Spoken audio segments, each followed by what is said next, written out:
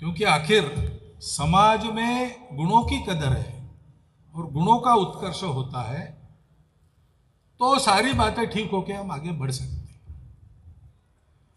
उसको प्रोत्साहन चाहिए। गुणवान लोग तो रहते हैं, लेकिन गुणवान लोग हमेशा साधनवान रहेंगे ऐसा नहीं है। और गुणवान व्यक्तियों को भौतिक साधनों की आवश्यकता तो होती है, लेकिन वो गुणवान है तो अपने प्रयासों प्राप्त भी कर लेगा। परंतु मुख्य बात है प्रोत्साहन चाहिए।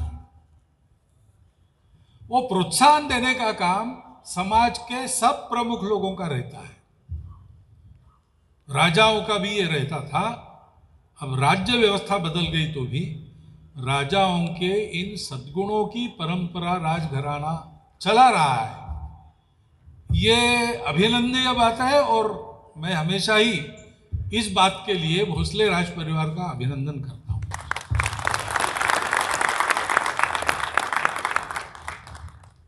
क्योंकि गुणों के आधार पर समाज चलता है और समाज के गुणों के आधार पर देश बड़ा होता है। कोई एक व्यक्ति, एक समूह, एक विचार, एक तत्वज्ञान, उसके आधार पर देश बनते बिगड़ते नहीं है। वो अलग अलग होते। आज दुनिया के जो अच्छे देश है उसमें सब प्रकार के विचार है, उसमें अच्छे नेता उसमें भी है, और जिन देशों की हालत अभी खस्ता है उसमें भी नेता अच्छे मिलेंगे नहीं ऐसा नहीं, वहां भी मिलते हैं। व्यवस्थाएं भी सब प्रकार की चल रही, सब प्रकार की व्यवस्थाओं से देश बड़े हो गए। तो इसका अर्थ यह है कि ये सारी बातें सहायक होती है। मुख्य बात यह तो यह है कि समाज में गुणवत्ता कितनी है, समाज में अपनापन कितना है, एकात्मता कितनी है, और समाज में स्वार्थ का लोप हुआ है कि नहीं हुआ। गुणों को प्रोत्साहन देने से ये सारी बातें बढ़ती है। कोई राजा या कोई प्रमुख आदमी गुणों का प्रोत्साहन दे रहा है, उसको अपने लिए वो करने की आवश्यकता नहीं है तो भी कर रहा है।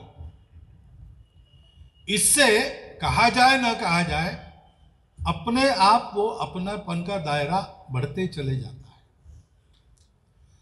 क्योंकि मुझे कोई मदद करता है तो मेरे ऊपर जब प्रसंग आता है तब मैं भी वही करता हूं, मुझे वो स्मरण होता है। मनुष्यों में कृतज्ञ लोग बहुत थोड़े होते हैं। सामान्य स्वभाव मनुष्य का कृतज्ञ रहना ये है। और इसलिए जब जब ऐसे होता है, जब जब यह अनुभव आता है, तब तब वो व्यक्ति अपने जीवन में भी कुछ न कुछ प्रमाण में इसी का आचरण करता है। तो गुणों का गौरव होने से गुणों को प्रोत्साहन मिलता है, एकात्म भाव का पुरस्कार होता है, और उसके कारण सारा देश एक वातावरण में प्रगति के राह पर चलता है। राजा रत्न गौरव पुरस्कार भोसले कुल का भूषण है, लेकिन वो केवल उनके कुल का भूषण नहीं है। इसके चलते समाज अपने देश को दुनिया में भूषणास्पद बनाएगा, ऐसी उसकी ताकत भी बनती है। और इसलिए इन कार्यक्रमों का प्रोत्साहन भी प्रतिवर्ष इसमें अच्छी उपस्थिति में रहकर हमको करना चाहिए। और इससे प्रेरणा लेकर जितना हम कर सकते हैं उतना हमने भी प्रारंभ करना चाहिए। कोई गरीब विद्यार्थी है, आगे पढ़ सकता है, क्षमता उसकी है, लेकिन साधन नहीं है। उसके साधनों की पूर्णतः या अंशतः आपूर्ति हम कर सकते हैं क्या? हमारे अपने घर में घर का काम करने के लिए जो लोग आते हैं, हम अपने बाल बनवाते हैं तो किसी नाई के यहाँ बनवाते होंगे, कपड़े धोते तो किसी के यहाँ धुलते होंगे ना। ये सब हमारा जीवन चलाने वाले लोग हैं।